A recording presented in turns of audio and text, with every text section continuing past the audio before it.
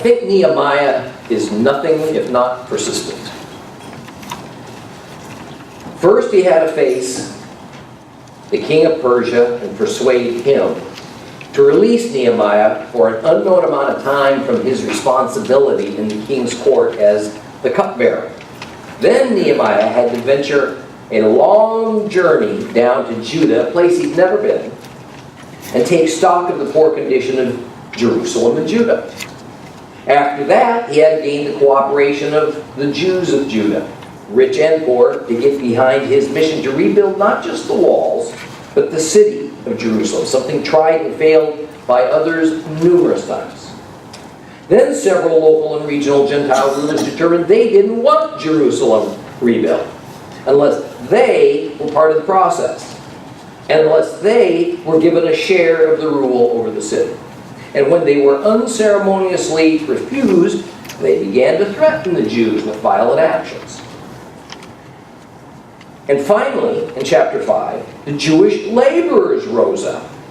They complained that the wealthy Jews were exploiting them by loaning them money and food at usurious rates, confiscating their land when they couldn't pay their debts because they were busy building the walls instead of farming their land.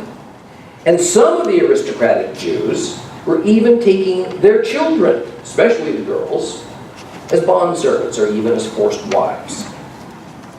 Now, what we're about to find out is that from the time that Nehemiah heard of the decrepit condition of Jerusalem, this is while he was up in the Persian capital at Shushan, until the wall was rebuilt, it was only 6 months. 6 months. This was a man who knew how to get things done. But of course, rightly so, at every opportunity, Nehemiah made it known that it was the Lord's will that was being done. And the Lord had cleared the way and protected Nehemiah, and he had orchestrated the situation from on high. Yet Nehemiah couldn't just sit back and then expect those walls to be supernaturally rebuilt. And he certainly didn't expect the Lord to supernaturally inhibit those hostile Gentile rulers from harming and disrupting the Jews from their task. Rather, Nehemiah had to get his hands dirty. He had to take decisive action. And he had to demand that others do the same. This is a rather good picture, I believe, of just how worshipers of the God of Israel are to conduct our lives. And no less so when we face the many challenges and perhaps many enemies that we will encounter along the way. Well, when we left off last time, Nehemiah had asked the priests to come and administer a vow to the aristocratic Jews that had admitted their wrongdoing in burdening the common Jews with debt and confiscation of property and children, and they had repented. The vow was that if they failed in their promise to return everything they had already taken from these poor Jews, then they agreed that the Lord should take everything away from them and make them like an empty pocket. Evidence is they followed through. Well, let's reread the final part of Nehemiah chapter 5. Nehemiah chapter 5. We're going to start at verse 14 and go to the end. This will be page 1135 if you have a complete Jewish Bible. 1135.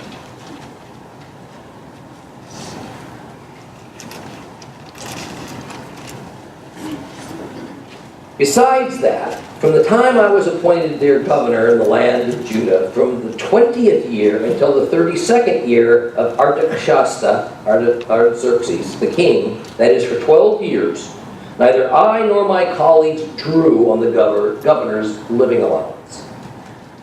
The earlier governors before me had burdened the people, taxing them more than 1½ pounds of silver shekels for food and wine, and even their servants lorded it over the people. But I didn't, because I feared God.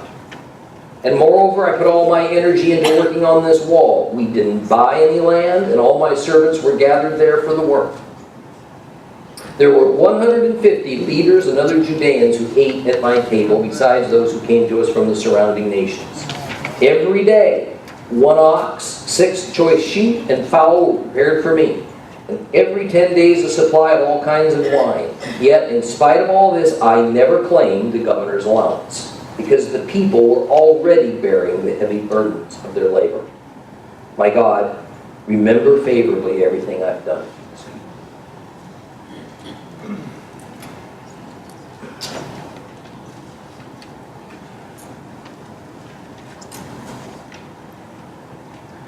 We are given some succinct and pertinent historical data here. The exact time span of Nehemiah's tenure as governor of Judah is 12 years. And that time in office was reckoned as starting in the 20th year of King Artaxerxes' reign, ending in the king's 32nd year. That would have been from 445 BC to 433 BC, plus or minus a year or two, depending on if one uses the Nisan or the Tishri-based calendar year. And more, he was indeed the official governor of Judah, not merely a diplomat sent by the king or some kind of a temporary advisor. A governor had the right, if not the duty, to collect taxes for the empire, but also other taxes to support himself and his staff. It's not unlike in America, where we have federal taxes, state taxes, local taxes, taxes, and then taxes on that are all collected independently and used separately for separate purpose by separate groups of government officials. Feels terrible when I say it like that, doesn't it? However, Nehemiah chose not to collect taxes to support himself or his staff, and also he didn't demand a tax of produce to be taken from the local Jews to feed himself or others that were typically fed at the taxpayer's expense. Now, it certainly would not have been wrong. It wouldn't have been heavy-handed to have done that. However, verse 15 explains that the previous governors had taxed the people to an extreme, thus putting a difficult and unfair burden on them. I want to discuss that for just a moment.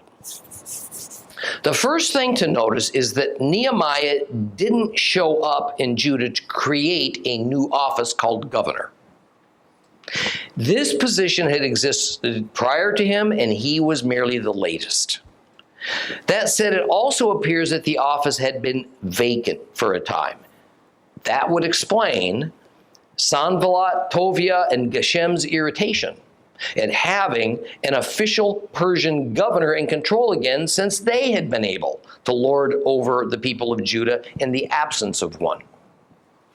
Next, we see that Nehemiah was wealthy in his own right. He used his own resources to care for himself and his staff, at least as far as food and wine was concerned.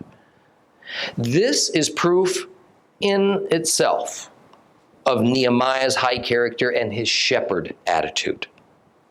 And allow me to comment here that just because, like Nehemiah, a leader is a no-nonsense, pragmatic, not easily deterred person who carries him or herself with an air of authority and confidence, doesn't somehow mean that they aren't doing so with a submissive heart towards God, or that they're not on a mission to do what is best for those in his charge. Those two attributes aren't mutually exclusive, and Nehemiah is exhibit number one to show how a great leader ought to conduct himself in a godly manner. Weak leadership can be worse than none at all. Wavering and ungodly leadership can be deadly. Well, in verse 16, Nehemiah continues in critique of himself that he kept his head down and he stayed focused on finishing that wall. This was a man with tunnel vision. And that same tunnel vision cut both ways. It allowed him to do the impossible and to rebuild the wall rapidly and under difficult conditions. But it also caused him to overlook the plight of the poor Jewish laborers until they rose up, along with their wives, to level a withering list of social injustices at not just the aristocrats, but at Nehemiah as well. See, there's a reality that's often overlooked about humans who accomplish great things, or they become some of our greatest heroes, including our greatest Bible heroes. It is often their flaws that allow them to do what others couldn't. And it will be those same flaws that will often become their downfall in another and different setting. That is why this little phrase we heard in the book of Esther about her having been put into her position before the king for just such a time as this has always meant a great deal to me. What this means is that this is the time for which she was prepared and she was set in place unaware by God for a special service to him. It wasn't for another time. This also means that there likely would not be later opportunities for her to save her people, and that under different circumstances, those same personal attributes should not be expected to lead to similar results. And an unlikely intersection of time, space, circumstance, and opportunity has to happen for great people to emerge and great things to be accomplished. So what does that mean for us as disciples of Christ? It means that when Yeshua opens that door and he beckons us to come, he may never ask us again if we refuse to step through it.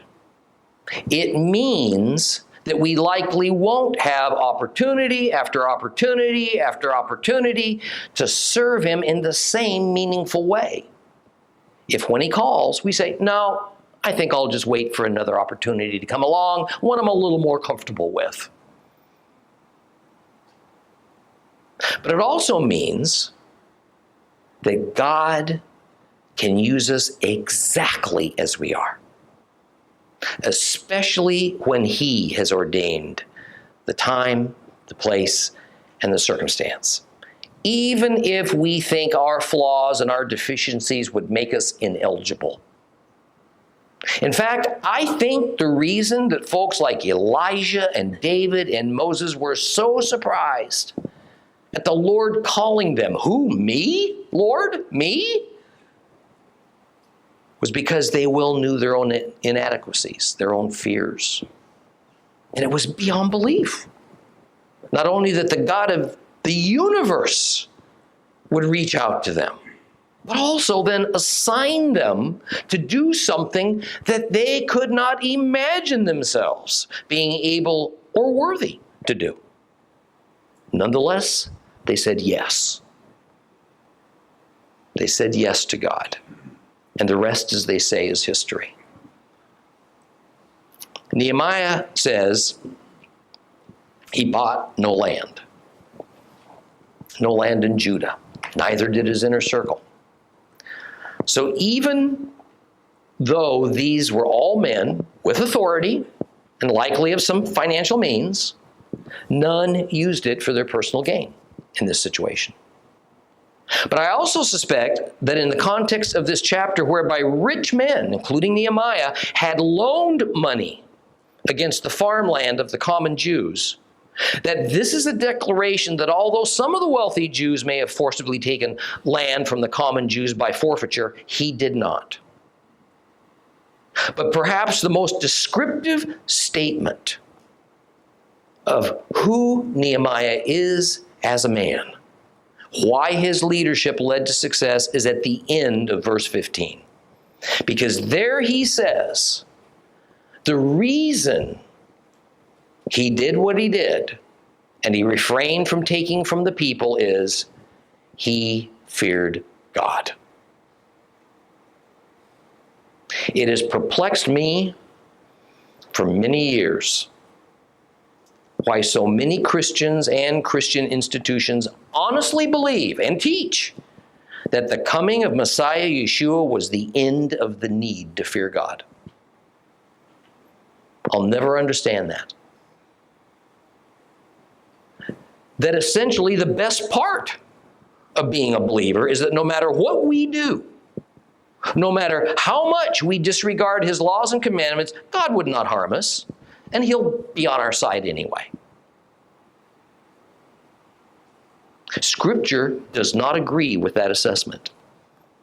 Therefore, I tell you, fear God. He will be on your side only so long as you are on his side. He will measure us, all of us, by the hidden things of what we truly believe in our minds, in our zeal to know him and to follow his ways, and in our deeds and in our actions. Fear him. He is the lawgiver. He is the judge. There's no court of appeal.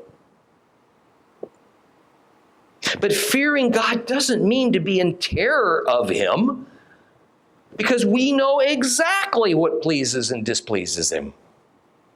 We know precisely his instructions to his worshipers, and he doesn't change those instructions because he doesn't change. Nehemiah was the wisest of men who knew that while the end result, a rebuilt wall, was the goal, that process mattered.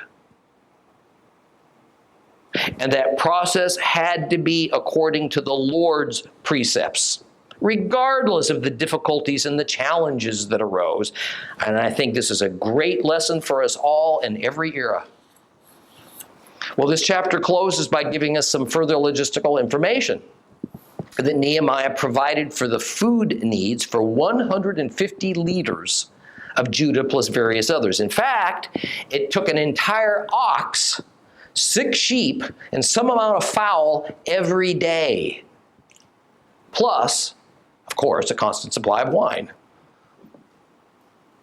Yet, as he said, not once did he draw upon the governor's allowance, meaning tax money, to buy these items. Rather, he provided them out of his own generosity, using his own personal wealth, as it must have seemed wrong to him to have been given such abundance by Jehovah, only to turn around and take it from those who had so little. Thus, he finishes his narrative by asking God to please see him in a favorable light because of his decisions and his actions. He asks that his labors, his moral motives, and his complete devotion to God and to helping his fellow Jews would be for him an eternal legacy. The fact that we are studying in a book in the Bible named after him, I think, is proof enough that God answered his prayer, just as he had hoped for. Let's move on to chapter 6. Now, just before we start to read it, what we're going to see is that although persistence accompanied with the right attitude can be a virtue, great virtue, as it was with Nehemiah, it can also be used wrongly. And then it becomes nothing more than stubborn rebellion against the Lord and against his purposes. Thus, as the work on the wall nears completion, and these 4 Gentile leaders who have done everything to stop it, short of all-out war against the Jews, they now change their tactics. And they decide to try to subvert Nehemiah personally. So let's read chapter 6 together. If you have a complete Jewish Bible, it begins at page 1135.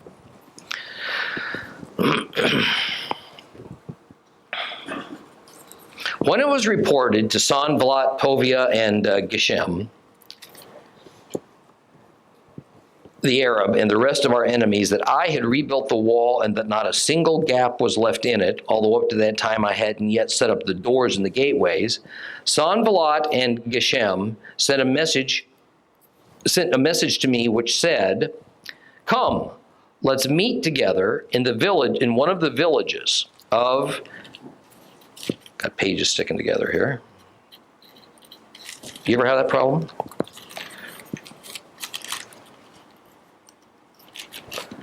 Of the Ono Valley. But they were planning to do me harm. So I sent them messengers with this message. I'm too busy with important work to come down. Why should the work stop while I leave it to come down to you? And they kept sending this sort of message to me 4 times. I answered them the same way. Now the 5th time, with the same purpose, Sanballat sent his servant to me with an open letter in his hand, in which it was written, "It's reported among the nations," and Geshem says it too, "that you and the Judeans are planning for a revolt.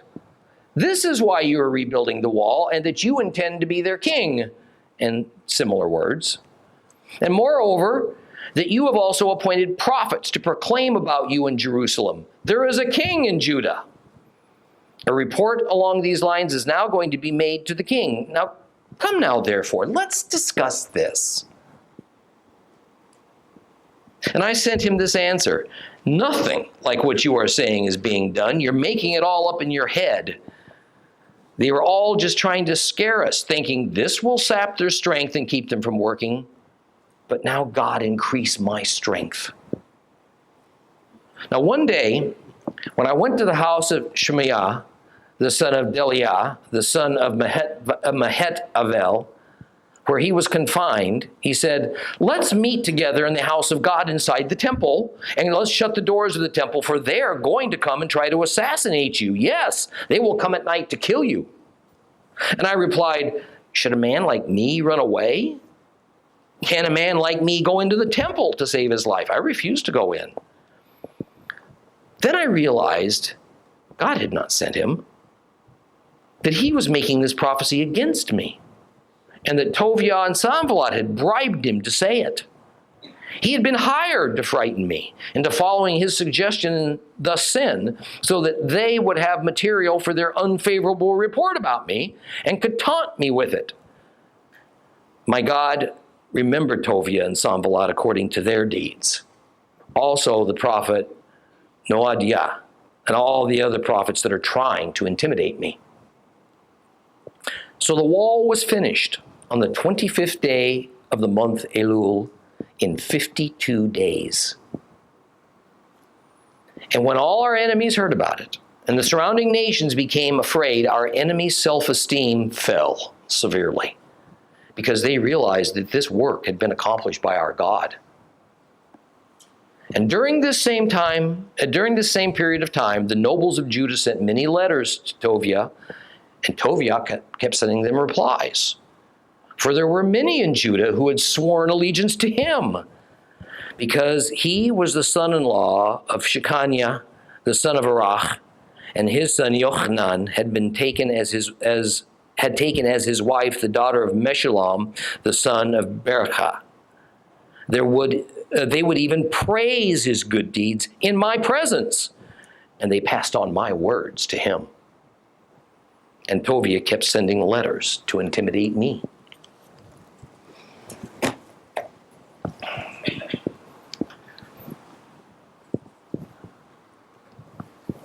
Chapter 5 was sort of a timeout from the wall building report to deal with some matters on internal affairs and administration problems.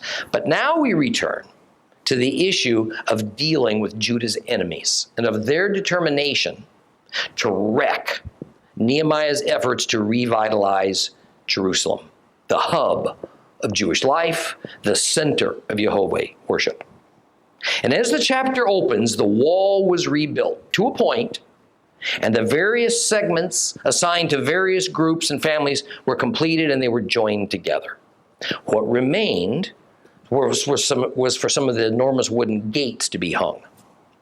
Now, in hindsight, we can readily see that both chapters 4 and 5 sort of detoured away from the actual wall building to inform us of the political and of the social challenges that, of course, accompanied such a monumental community effort by noticing that the final words of chapter 3 were, "So we kept building the wall, which was soon joined together and completed to half of its height all the way around because the people worked with a will." So, notice, the final words of chapter 3 connect now with the opening words of chapter 6, explaining that the wall was rebuilt and there were no gaps.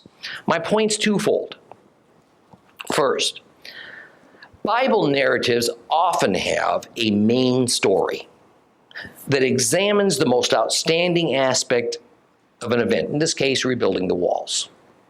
And then the story pauses, and the narrative goes back to explain a different aspect of the same event in order to give us some additional context. And then the main story resumes. My second point is that even though chapter 6 reports that the wall was rebuilt and it had no gaps, it was by no means a completed wall at this time. Rather, it was only half the height that it was before Nebuchadnezzar destroyed it, and only half the height it needed to be to afford proper protection. However, it was now high enough to offer considerable protection against, thieves and marauders, and to allow a reasonable defense of the city, provided there were sufficient watchmen on guard. How high was it? Probably around 15 feet. Well, this firsthand information is given to us in the context of the primary enemies of Judah, Sanballat, Tobiah, and Geshem, having learned that the wall now had no gaps. And we also hear that the other enemies noticed it as well. So we begin to understand that for reasons unmentioned, Judah was surrounded by enemies who hated them. And that for all these enemies, the reconstruction of the protective walls around Jerusalem, that was bad news. The bottom line is the Jews had pulled off the impossible. And they had done it against the strongest political pressure of the enemies at a time when they were not a sovereign nation. But for these enemies, they may have lost, but it was only the end of round 1.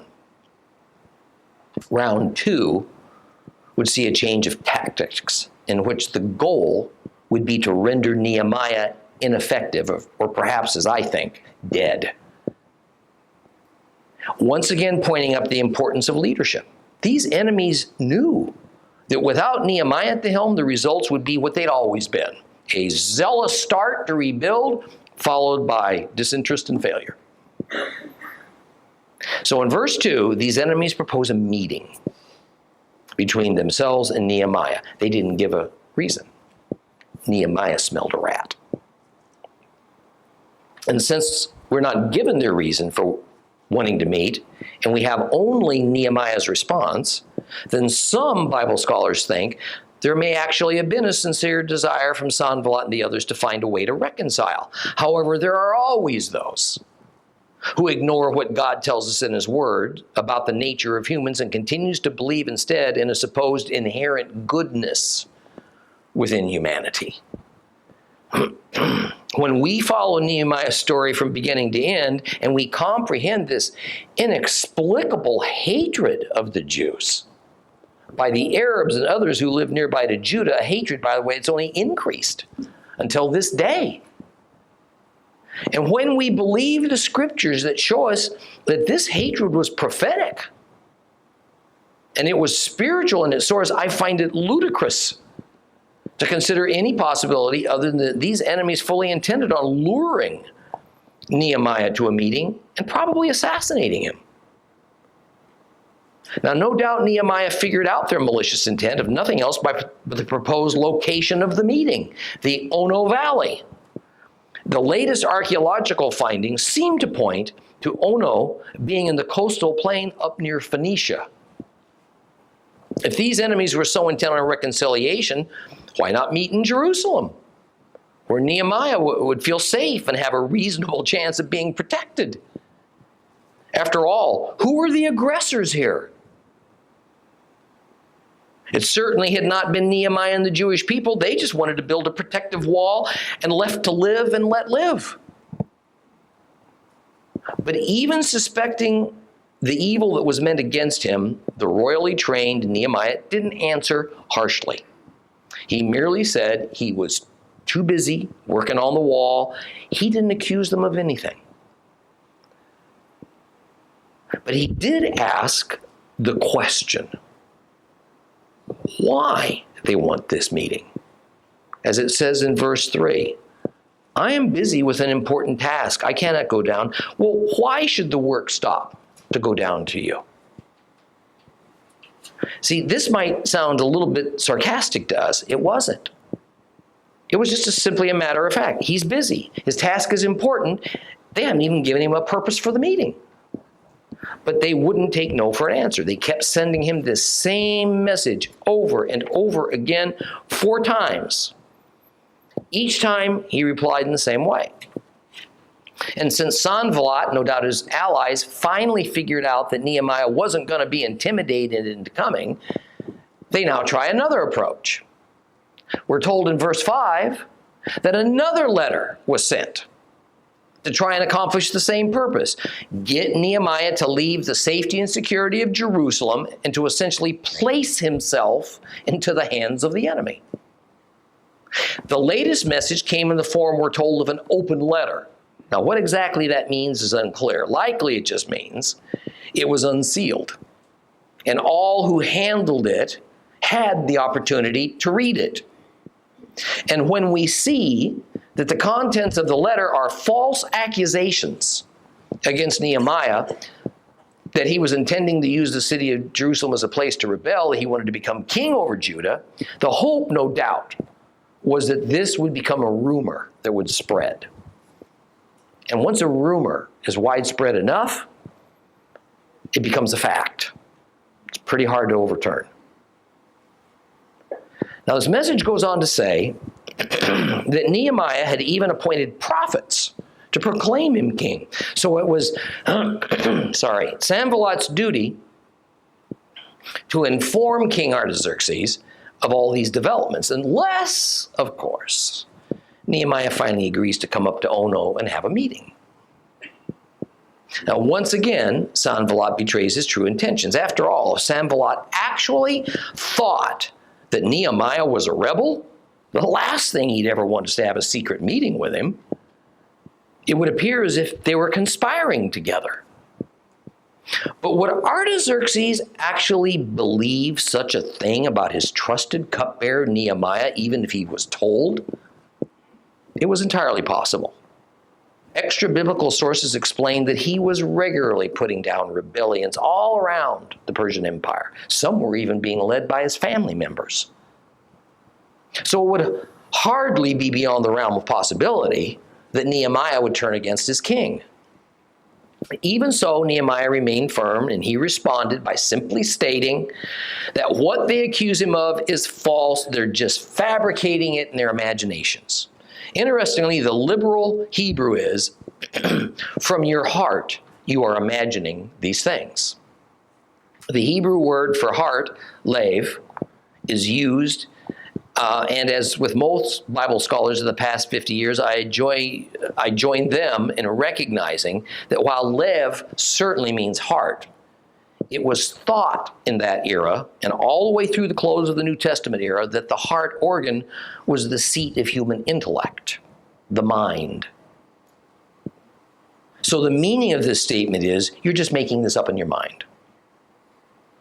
Now, Nehemiah fully understood what was happening and records that this was just another scare tactic, hoping to draw Nehemiah's focus away from his mission, causing other Jews and Jewish civic leaders to be frightened into thinking that they were about to be unwillingly dragged into a rebellion against King Artaxerxes in order for Nehemiah to become their local king.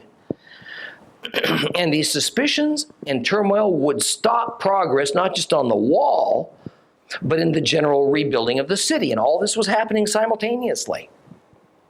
Nehemiah remarks, "And now strengthen my hands." Now, this is a Hebrew expression that is variously translated to try and attain a meaning. Our complete Jewish Bible says, "God increase my strength." That pretty well captures it. Since what this is indeed just kind of a short, impulsive prayer. Even though the word God isn't actually there, since it is a prayer that is directed towards God, God's name in there is obvious. Just, it's implied. So this latest attempt to trap Nehemiah didn't work. Now another tactic is tried. And starting in verse 10, we hear of a scheme to try to get a false prophet to convince Nehemiah to commit an act of criminal trespass against the Lord, or to simply flee and thus discredit himself. What must not be missed is that this would attempt to use Nehemiah's own people against him in this plot. This can only happen if some Jews in Jerusalem didn't share Nehemiah's vision. They didn't want him as their governor. Rather, they had a useful relationship with all these various enemies. They had their own agendas. They intended on keeping it that way. And they were not going to switch their loyalty to Nehemiah. Well, a fellow named Shemaiah is introduced. He makes a suggestion to Nehemiah to meet at the temple, and then together they'll go inside and hide. There they would lock the doors to protect themselves against the hitmen, the assassins, hired by Tobiah and Sanballat, with the assumption that even Gentiles wouldn't dare to enter. Nehemiah was not allowed by the law of Moses to do such a thing. Only priests could enter the interior of the temple, and Nehemiah was a layman. However, it was also a law that a layman could flee to the temple altar, hang on to its horns, and be given sanctuary. But be that as it may, the law altar is located outside the temple in the courtyard. Therefore, while those Jews who were unfamiliar with the Torah, which was pretty much everybody in Nehemiah's time, while they might have seen Shemaiah's suggestion as lawful and logical, Nehemiah knew the Torah. He knew he couldn't do this thing, even if indeed it did mean losing his life. Well, who was this Shemaiah? Why did Nehemiah go to see him? We know nothing of this man. There's no use speculating. Obviously, he carried some importance, or Nehemiah wouldn't have gone to his home. And what does this mean? That Shemaiah seemed to have been restricted to his house. Some think that perhaps he was currently ritually unclean. I don't buy that. Because if he was unclean, the Torah observant Nehemiah certainly wouldn't have gone to him and risk defiling himself.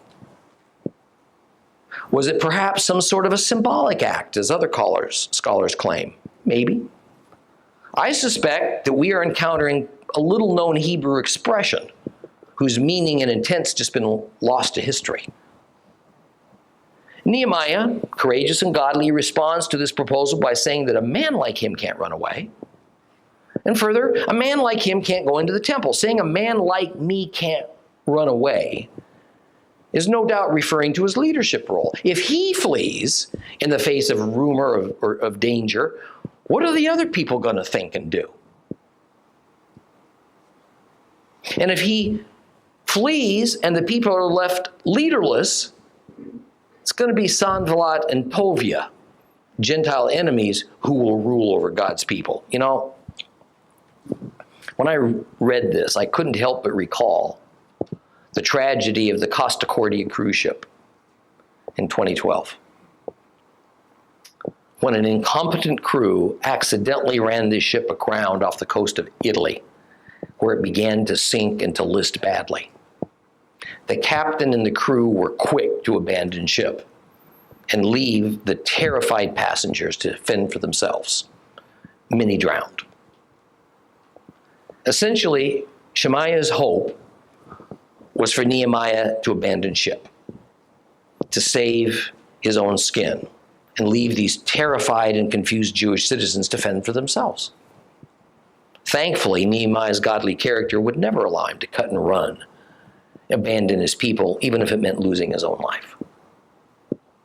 But this same character would also not allow Nehemiah to knowingly violate God's law and hide, along with Shemaiah, inside the temple.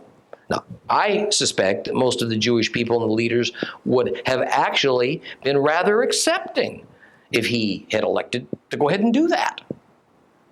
After all, who was Nehemiah hurting? Who was he hurting by hiding inside the temple? It may have upset the priests, but it would have caused them no personal harm. Wouldn't it be better for all the Jews of Jerusalem if Nehemiah was able to save himself and remain their leader? See, this is another one of those situations in which no fellow human is harmed or affected. The only person who would be affected is God, and he's merely offended. So, doesn't it seem like a no-brainer to just go ahead, hide in the temple, save yourself, then go make a sacrifice of atonement later for breaking his commandment? See, I'm being a bit tongue-in-cheek, of course. But I wonder how often we have thought processes like this when we come up against a serious problem, maybe even something that's dangerous. And this is the thought process that Shemaiah was hoping Nehemiah would adopt. He didn't. And he emphatically stated that he would not flee, and he certainly would not enter the temple. Well, verse 12 shows how Nehemiah quickly figured out the nature of the plot. Shemaiah was a false prophet hired by the enemy to draw Nehemiah into cowardice and sin.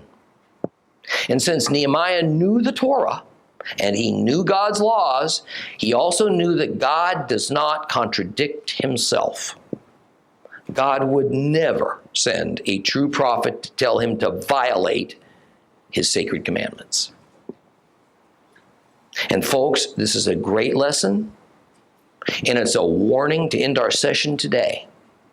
If we ever hear a pastor, a rabbi, a Christian leader of any sort explain why doing something that we know is against God's laws, it's a good thing to do under the circumstances, be skeptical. Especially if it's something that could be self-serving. Be skeptical. And now I'm going to meddle a little bit more and probably draw a little fire for it. It is against God's laws for Israel to give up land to the Palestinians. It's against God's laws for there to be a so-called two-state solution, because the pagan state will inhabit part of the promised land. It's against God's laws for Israel to allow Islam to control the Temple Mount and to worship their false god, Allah, and to have shrines and a mosque up there on the holy site of his temple. It is against God's laws to divide Jerusalem and to give part of it to Muslims, or anybody else for that matter. And yet Jewish leaders, one after the other, do so, and they're applauded for it, often by other Jewish religious leaders. American political leaders who claim to be Christians, church leaders who claim to speak for Christianity are also sometimes among those who do the applauding in the name of love, peace, and Jesus.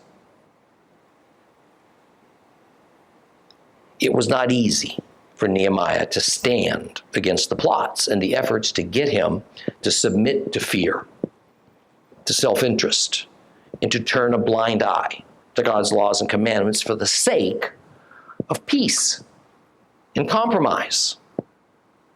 and agreeing with the majority. As we learn here, it wasn't only Nehemiah's enemies.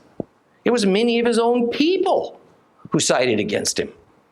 And they were happy to trespass against God, to violate the Lord's commandments, to share control of Jerusalem with pagans, if it brought quiet, easier living, maybe even a measure of prosperity to the land.